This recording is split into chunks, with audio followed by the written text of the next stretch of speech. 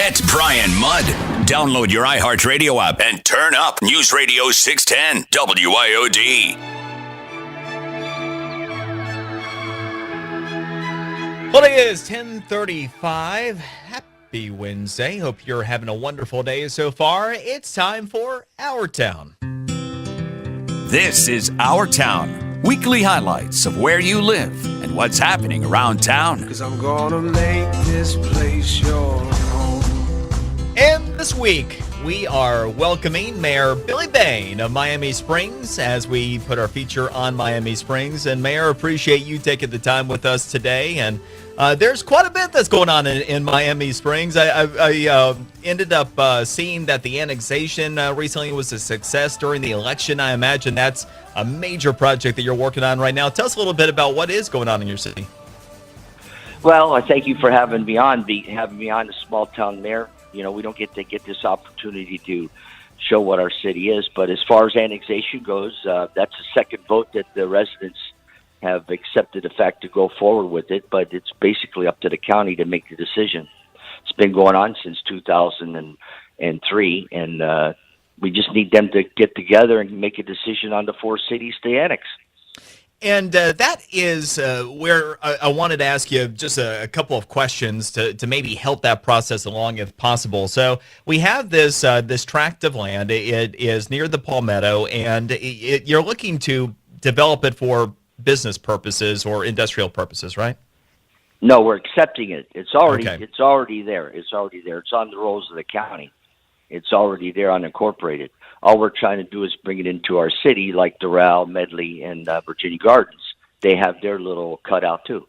And so that would end up ultimately benefiting the tax base of the city. That's the theory. Okay, and so if you ended up having this, then perhaps for all the folks that are floating the boat for city government, there could be that added benefit of having all of this additional revenue that might offset some of the costs and some of the pressure on the folks that live in Miami Springs. That's right, because we're about 3 or 5% commercial. We're very much a residential town. So all our tax dollars out on taxes come from the residents, and it should supplement some of the things to lower the taxes for the residents and allow us to do different things with the police department, maybe other things for recreation and so on. Okay, yeah, that seems to make a fair amount of sense. Why is it that the county hasn't followed through, to your understanding, to this point? You got to ask them. I mean, I don't know. You got to ask them that they have to go ahead and either say yay or nay, and give the cities up in the air now for what's that, 15 years.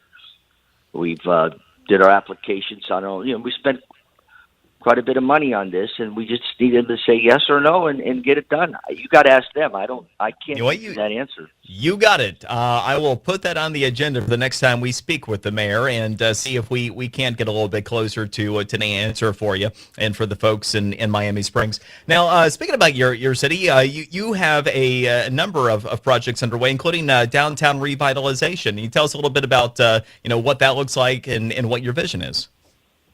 Well, we passed an ordinance in July for an overlay for the downtown in a couple blocks, and we passed it. And then this Monday night, we went ahead and tweaked a little bit of it to help out the fact that if anybody wanted to come in and build there, they could. And basically, that's where we're at with that. And if they come in and do a nice thing and build a nice property there, it'll be nice to open the place back up again.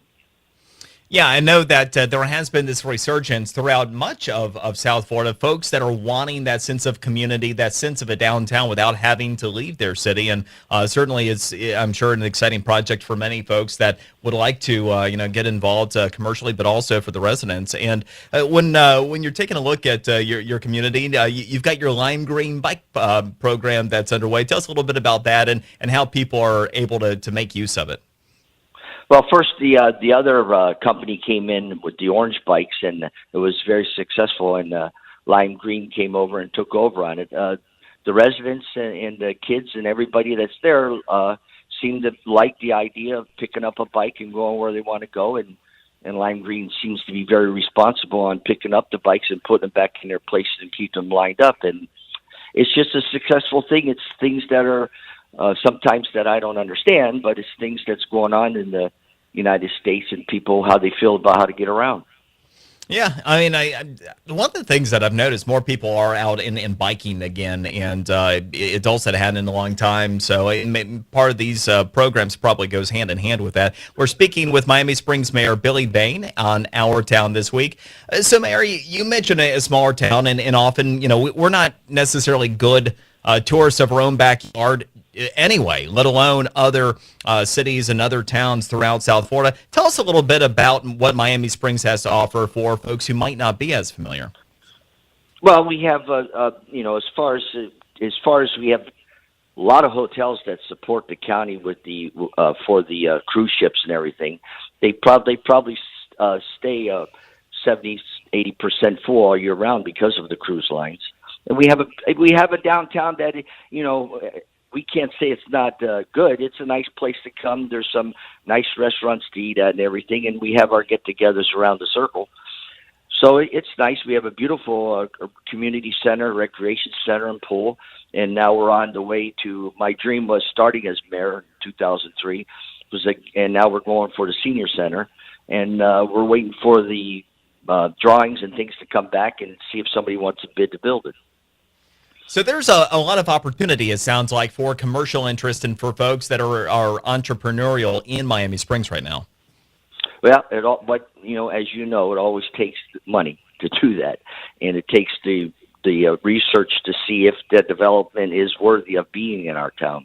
But our residents, they seem to support the downtown as much as they can, and I think the theory is to bring a little bit of people into the downtown to help support the businesses.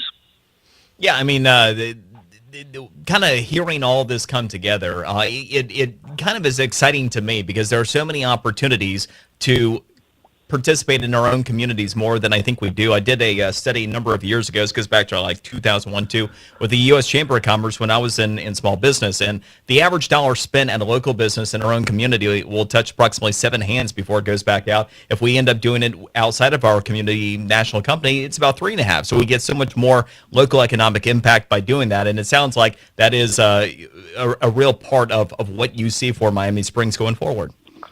That's right, and that's what we're trying to do. We have our second reading coming up the first week of the first meeting in January, and hopefully it goes 5-0 like it went this past meeting, and we get a couple things that we talked about to tweak, and it's up to the developer or builder, whatever you want to call them, to come in and do it and get it done and have something beautiful there instead of that old theater that's been sitting there for 30 years and nothing in it. Well, it sounds like a plan, and hopefully it comes together for you. And I will be sure to follow up with Mayor Jimenez about the annexation the next time we speak. So thank you very much, and appreciate you taking the time with us today. Thank you for having me. I appreciate it. I really do. Thank you. Yeah, you bet. Miami Springs Mayor Billy Bain is part of Our Town this week. And, it illustrates part of the reason why we do this every week. One, we have so many different communities in South Florida that often, many of the larger ones will end up getting most of the attention. There's so much more going on in our community and so much more opportunity that you might find interesting, but also might be beneficial for a lot of folks that are never getting the opportunity to hear their concerns. And so that is just but one example, something that we might be able to do to help maybe move something along or at least get answers. And, I get excited getting involved in these types of projects. Once upon a time, I was more involved with municipal government, and I just don't have a lot of time anymore. But our communities, wherever it is that you happen to live in South Florida, taking an interest in making a difference is exciting. And that was my favorite thing to do often in small business, would be to get together other small businesses and see what we could do, to create not just more opportunity in our own businesses, but for each other, to grow jobs, and just to encourage that kind of entrepreneurial spirit as well. So when you hear stories like this one, it sounds like Miami Springs is a great story that is getting ready to get even better. So we'll stay on top of all of that. Miami Springs in Our Town this week. Coming up, we're going to have Natalie with your top trending story, and we're going to talk a little bit about the USPS. Who do you want in your mailbox? You're like, what are you talking about? It's only them or me, right? Well, maybe not. I'll tell you the latest that's going on there and get your thoughts on it next, right here in the Brian Mudd Show, News Radio 610 WIOD. Radio